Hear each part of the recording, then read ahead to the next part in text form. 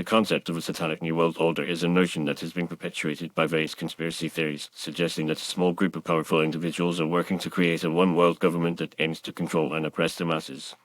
One of the supposed tools being used to achieve this goal is climate change propaganda.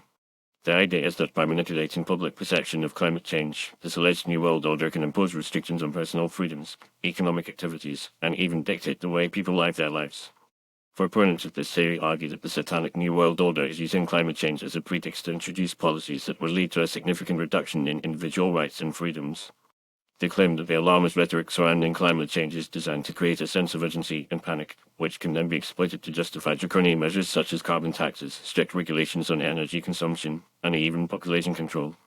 This, they argue, would ultimately lead to a loss of sovereignty and the erosion of national identities, as countries become increasingly subservient to a centralized, authoritarian government.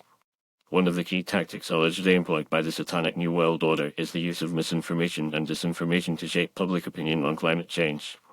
This can involve exaggerating the severity of the problem, distorting scientific data, or even fabricating outright lies to support their agenda. For example, some conspiracy theorists point to the supposed Climategate scandal where emails between climate scientists were leaked, appearing to show that they were manipulating data to support the narrative of man-made global warming.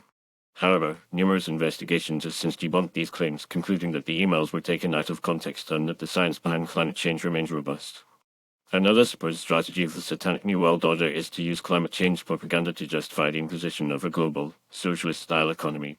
By emphasizing the need for collective action to mitigate the effects of climate change, they aim to create a sense of shared responsibility and shared sacrifice, which can then be used to justify the redistribution of wealth and resources on a global scale. This, critics argue, would lead to a loss of economic freedom as individuals and businesses are forced to conform to a rigid, centrally planned economic system. Furthermore, some conspiracy theorists believe that the Satanic New World Order is using climate change propaganda to advance a broader agenda of social engineering and cultural transformation. By promoting the idea that climate change is primarily caused by human activity, they aim to instill a sense of guilt and shame in individuals, particularly in the Western world, for the supposed role in destroying the planet.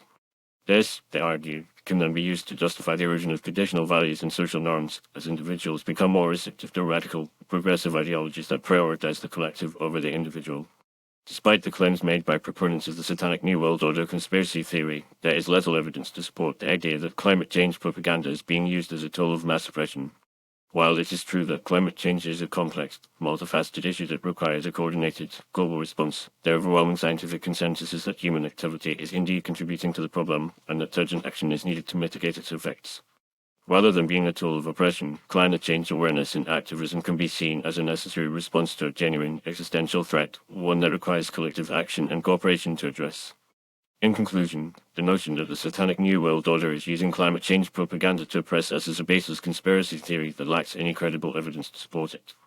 While it is understandable that some individuals may be skeptical of the climate change narrative, or concerned about the potential consequences of climate change policies, it is essential to approach this issue with a critical, nuanced perspective, rather than resorting to unfounded, paranoid speculation.